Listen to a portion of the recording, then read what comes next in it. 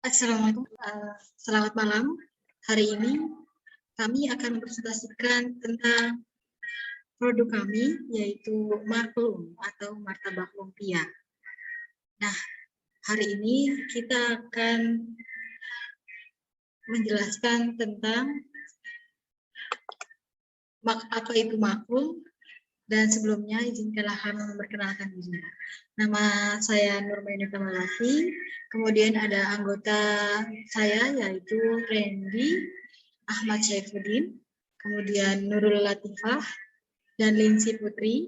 Kami dari manajemen sore semester 5. Langsung saja ke soal pertama yang akan dipresentasikan oleh Mbak Nurul Latifah. Saya persilahkan.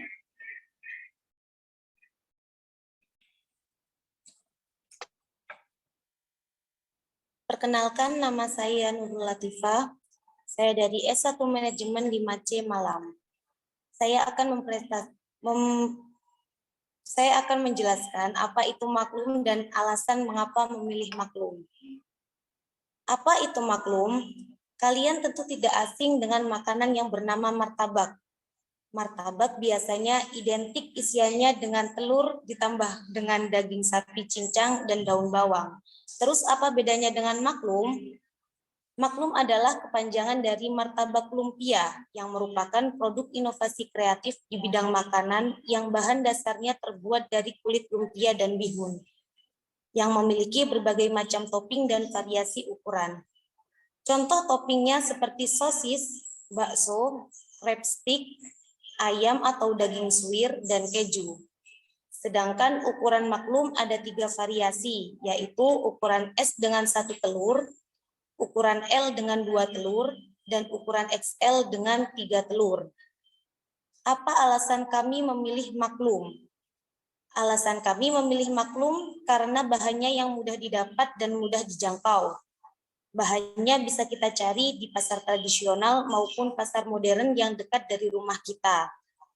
Harga pemasaran Maklum pun pas di kantong, bisa dikonsumsi oleh semua orang, mulai dari anak-anak hingga dewasa. Start harganya mulai dari 8 ribuan aja. Saya kira itu saja yang bisa saya jelaskan. Saya kembalikan lagi ke host Mbak Nurma.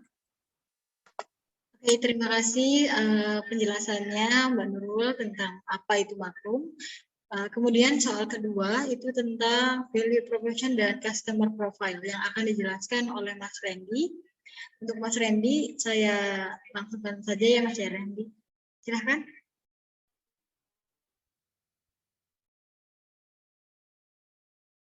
Rendin, saya dari manajemen semester 5C Malang. Menerangkan tentang customer profile, yaitu yang pertama adalah gains, yaitu adalah sebuah kelebihan, di mana kelebihan ini adalah sebuah keuntungan bagi untuk produksi, yaitu yang terdiri dari cemilan, jaminan kesehatannya yang pertama. Yang kedua adalah menghemat biaya. Menghemat biaya tersebut. Yang ketiga adalah bisa dikonsumsi oleh semua orang maupun dari anak kecil maupun dari anak remaja maupun dewasa untuk lanjut usia lainnya. Yang kedua adalah customer job, yaitu kita bagaimana untuk melayani untuk para konsumen ataupun para pembeli. Bagaimana, yaitu yang pertama adalah pembelian order atau PO. Biasanya kita di sini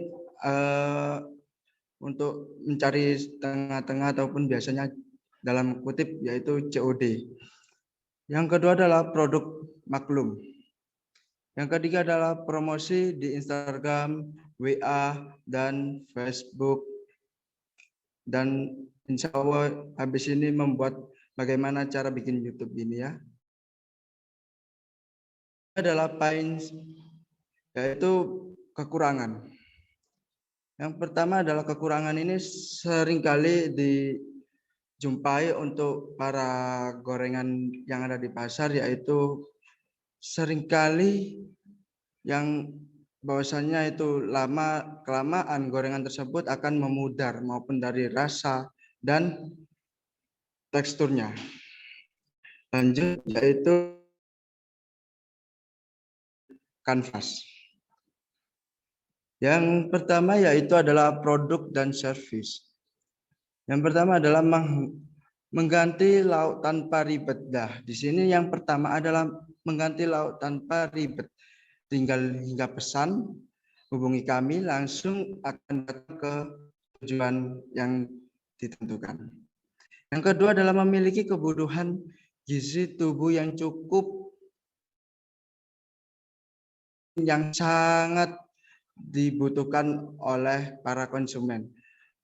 Di mana tersebut adalah sangat minimalisir sebuah uang maupun biaya dan banyak menggunakan protein dan karbohidrat, sangat kenyang sekali untuk bagi konsumen. Yang ketiga adalah memiliki banyak variasi, yaitu saus maupun mayones. Yang kedua adalah gain creators, yaitu memperluas jaringan, yaitu mengadakan bazar di kampus, sekolah, dan biasanya kita di pasar malam maupun di lain-lain yang tempatnya sekilas itu ramai sekali. Biasanya kalau di bulan Ramadan kan ada di pinggir jalan nih. Diskon ataupun penawaran khusus. Di sini untuk pertama kita harus menggunakan diskon, yaitu yang murah sekali, yaitu bisa 40% maupun hingga 30%. Yang ketiga adalah memberikan banyak pilihan menu ke konsumen, hingga dari variasi maupun dari ukuran di kolom bawah ini. Yaitu yang keempat adalah membuka cabang di beberapa tempat. Nah, cabang ini kita insya Allah membuka yaitu dari Kecamatan Taman, yaitu di Desa Trosobo. Untuk yang di Gresik ini insya Allah di Gresik Selatan, yaitu berdekatan dengan daerah kampus Umahani, yaitu yang ketiga adalah pain liver, yaitu meminimalisir menggunakan minyak. Nah, ini ada di transit yang sebelumnya itu udah dijelaskan bahwasannya maklum ini sangat minimalisir untuk minyak tersebut, karena kita kalau kebanyakan minyak akan menjadi kolesterol. Oke, yang kedua adalah menyimpan makanan tetap dalam keadaan baik. Di sini untuk maklum ini menggunakan, yaitu biasanya menggunakan wadah plastik yang dimana itu sangat steril sekali dan dijamin kebersihannya dan kerapihannya. Yang ketiga adalah tingkat keberhasilan dalam produk maklum adalah pelanggan kembali untuk pesanan kembali. Karena di sini maklum ini, produk maklum utamanya untuk para produk ini biasanya kita apa sih yang kekurangan dari kita ini, dari entah itu dari telurnya maupun apanya gitu, kita siap untuk melayani kembali. Untuk bagaimana itu adalah sebuah pembelajaran untuk bagi kami. Dilanjutkan untuk Mbak Nurma, saya kembalikan lagi. Oke, terima kasih Mas Randy. Jadi customer profile sama value profession itu sebenarnya sama nyambung ya teman-teman. Di mana ada keluhan, di mana ada produk, pasti ada kelebihan dan kekurangannya.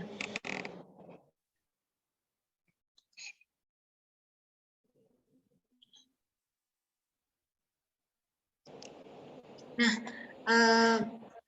kenapa ada gain creator sama pain relievers karena di situ sudah diterangkan di customer profile bahwa gains itu menandakan apa kelebihannya, ya kan? Kelebihan dari sebuah produk, dan pains itu merupakan sebuah kekurangan dari produk. Nah, di sini value proposition itu memberikan solusi, di mana gain creator itu kita memberikan solusi untuk memperluas dan meningkatkan kualitas produk atau merek, dan kalau pain reliever itu sebagai bentuk untuk memberikan solusi ketika ada kekurangan-kekurangan yang sudah disebutkan tadi.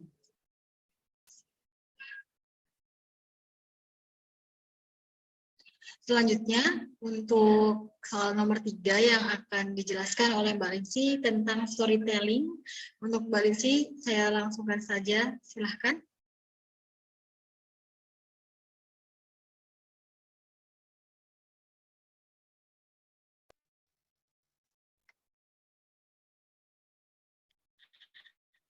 Iya, terima kasih Mbak Nurma.